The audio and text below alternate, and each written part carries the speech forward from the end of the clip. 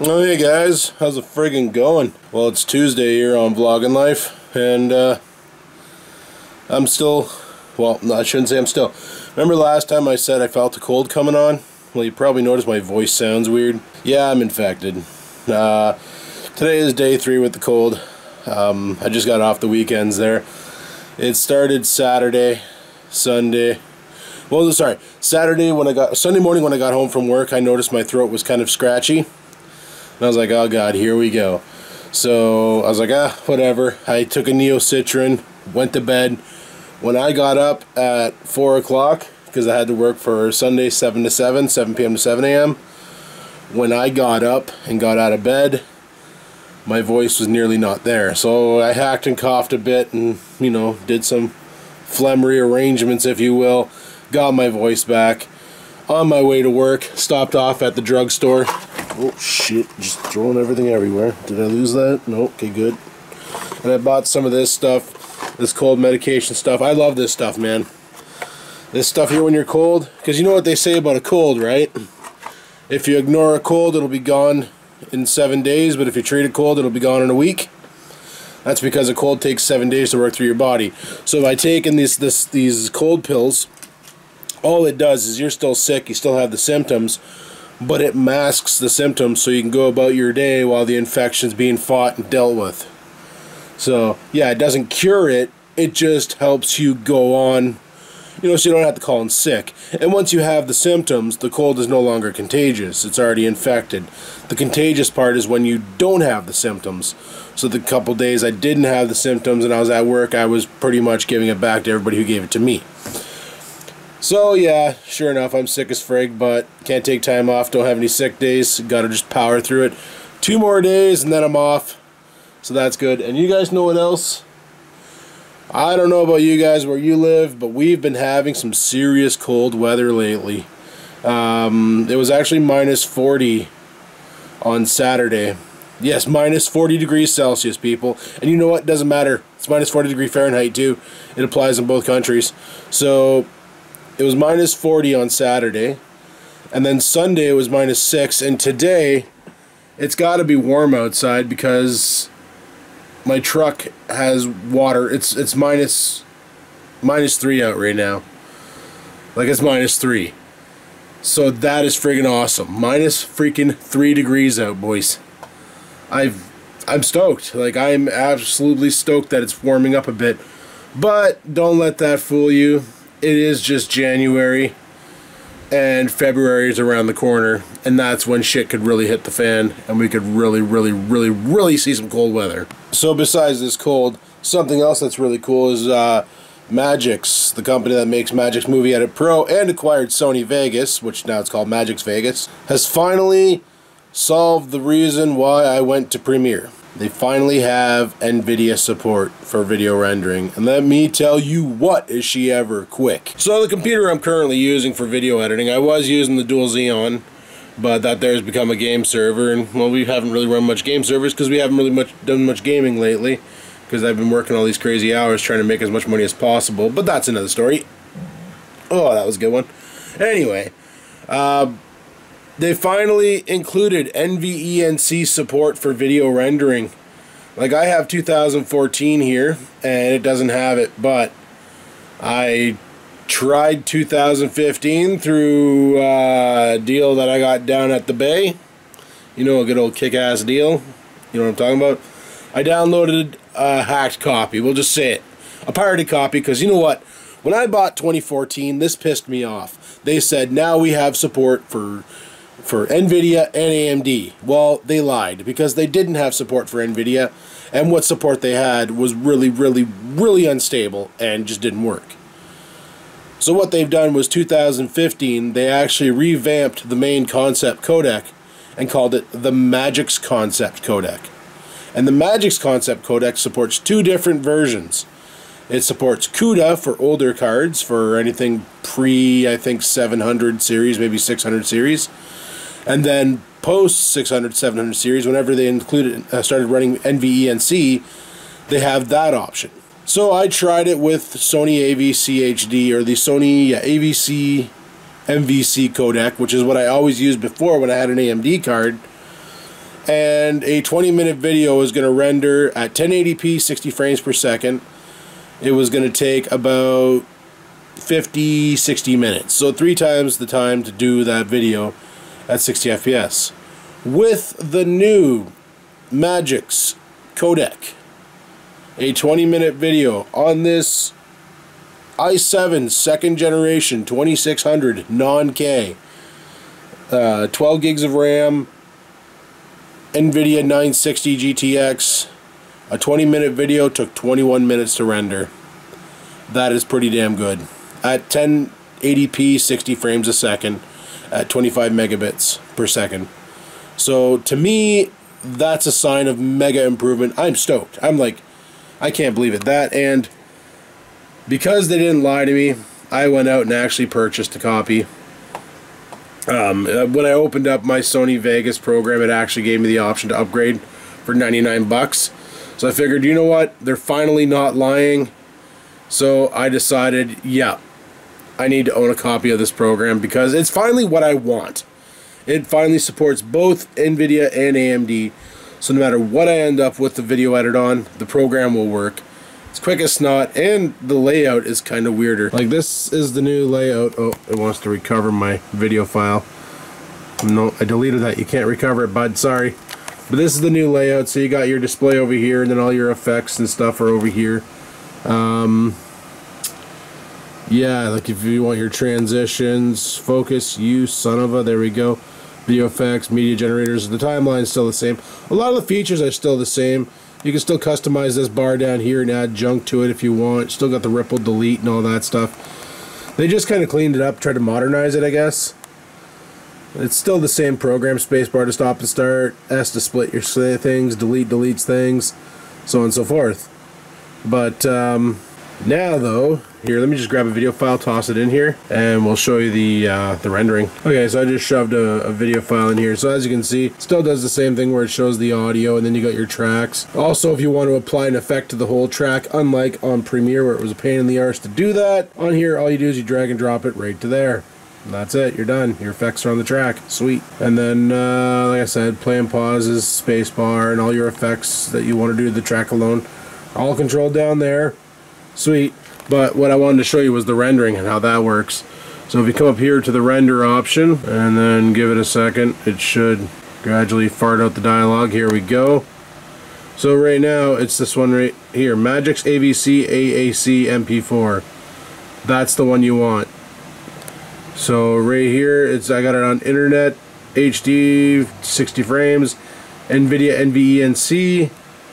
And yeah, there's all the information for you. Oh, 20 megabits, not 25. So there's all the information for you as what it saves as. And you can go into customize template and crank up the audio if you want to make it sound different or, you know, more clear or whatever you want to do. Then you choose where you want to save your videos and you hit render and you're off to the races. And if you go to, did I ever check out render options? I can't remember. I don't even know what's on there. Oh yeah, I did. There's not much. Just some people, when they video in 720p, they make their project 680 or 1080, and then they end up with a letterbox around their video, so you can actually have the video stretched so it actually fits the frame. Don't know what loudness, log file, don't even know what that all about, and swap video proxies on render. Not even sure what that's all about, but that doesn't matter to me. All I know is it works. It's quick. I was actually contemplating on getting rid of the 960 and going AMD card, just because I'd rather use Sony Vegas over Premiere, because I love this program. It's easy to work with. Like, don't get me wrong, Premiere is good and all. I will admit, it's great. I know a lot of pros don't use Sony Vegas, and a lot of them use Premiere, but I had a lot of problems with Premiere. Number one, Premiere doesn't support transcoding, which means you had to use files that it understood.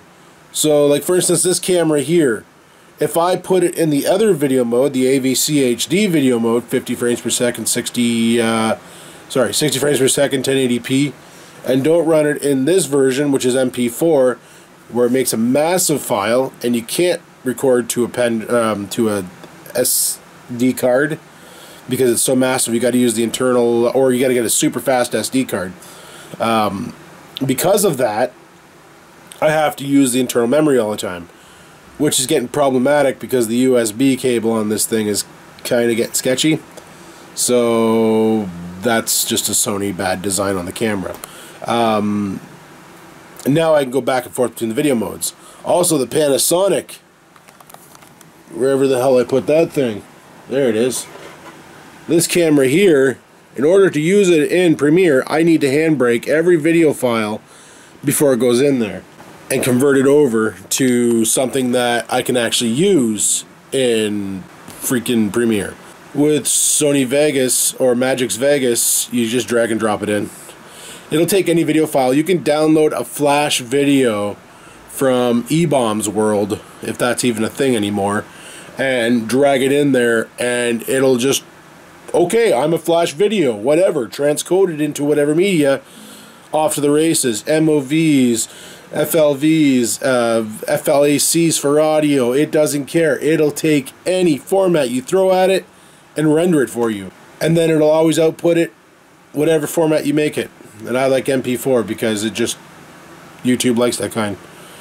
So I'm really happy with the new Sony Vegas 15, but like I said, I was not getting screwed over like I did last time, where I bought the damn program thinking, sweet, it's got NVIDIA support. I'm happy. That's when I got the CyberPower, or the 1070, and I was like, sweet, it's got NVIDIA support, so I have my super fast rendering again. Awesome, because the moment I went from the R9 380 to the 1070, my rendering went from, you know, super quick to, oh my god, I'm waiting forever, this is ridiculous, I hate this right now. But I can play video games again. Which is what caused me, and this is bad, this is what caused me to buy the server computer and use that to render, because then I had all those multiple cores and it just didn't really matter. If you wonder what I'm doing, I just made some soup for soothing my throat because she's shot. But yeah, that's why I bought the Dell Precision, the dual Xeon friggin' wannabe a server, 64 gigs of non-ECC RAM, or sorry, of ECC RAM, ready to rock and roll to render some videos because stupid Vegas. And then I started dicking around Premiere and went, this is pretty sweet. Anyways, I had my soup, it was good. It was really good. You know, I got to thinking, I got this old hard drive here. It's, I know it's a Seagate, so it's shit, but it's a Seagate external drive, and the USB controller basically crapped the bed. It no longer reads on the USB, but I can hear the drive spinning up in there when I plug it into the USB. So I'm wondering if the drive is shot or if it's the actual case. So what I'm thinking is I'm going to take this apart and extract the hard drive, because I don't know what data is on here. I don't even know what I use this for. I think this might have been an old, it's a 1 terabyte that I used back in the day. I'm thinking on the MacBook to store Final Cut projects. I'm thinking that's what I used it for. I can't remember completely though. But I'm going to tear it apart if I could figure out how. So I've already ripped off the feet and the bottom. They're back on there, but you can see they're mangled. I thought maybe there'd be screws under there, but there's not. So this thing's got to be pressure fitted, clicked together somehow. So I'm going to pry and prod at it and bust it open. What I'm wondering is if I plug it into my computer into a SATA part, maybe the drive might spin up and work, and if it does, maybe I might be able to add another terabyte to this computer without having to spend money on a new hard drive. That'd be good. Alright guys, my methods are unorthodox, but this is basically how I've been prying at it.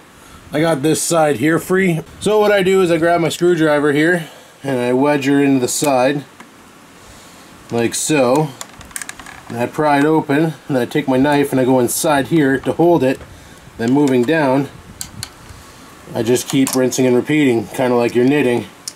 So you get your knife in there, you stretch it out, grab your, I'm probably blocking the lens with my stupid hand. Sorry, but there you go. Then you just get your screwdriver, flathead in there, and you pry some more. Get it in there good, move it along down, and just keep moving down until she breaks free. Because it's basically glued in there. And that's all there is to it. So, I think I should be able to... Nope, there's still the back, eh? You stubborn little bastard. Okay, well, let's get the back broken here. There we go. And inside is Ridiculous. Look at that. Huh? Pieces of plastic. What the heck is this? Okay, I got some more work to do. Okay, it wasn't as bad as I anticipated. So it was just, this thing here just pulled straight out. It's just like a hard drive caddy for the caddy. But I think this is what's screwed up, is this thing here. So they give you like this LED on a dongle here. That there's just a light up the front when there's drive access. Well, what are we dealing with here? What are you? What are you? Just 1 terabyte. What's your RPMs? 5400 probably. 7200? Oh my goodness, why would you put that in a friggin' USB 2.0 enclosure? That doesn't make a lick of sense. So what I'm going to do is remove these screws, take this thing out, and then what I'll do is I'll power down my computer, we'll pop it in, set it all up, and see if she fires. Just looking at the controller board here, and I can't really see anything wrong. Like visually, all the caps look like they're fine. Could be a diode that blew, maybe. Probably something simple like that. But you know what? Honestly, I was going to buy a 1 terabyte hard drive for this computer. They're about 60-70 bucks on Newegg, plus shipping will come up to about 100 bucks probably. Why waste my money if this drive works? If this drive works, I'm just going to use this, because all I wanted the drive for was for when I'm video editing, so I got a place to put the video files.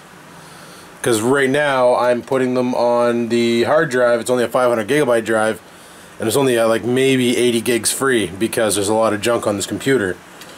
So I'm thinking the best bet would have been to get like a 1 terabyte drive and start moving like my Steam folder over to there, moving other stuff off of it, and going from there. And that and the 500 gig hard drive is only a 5400 RPM.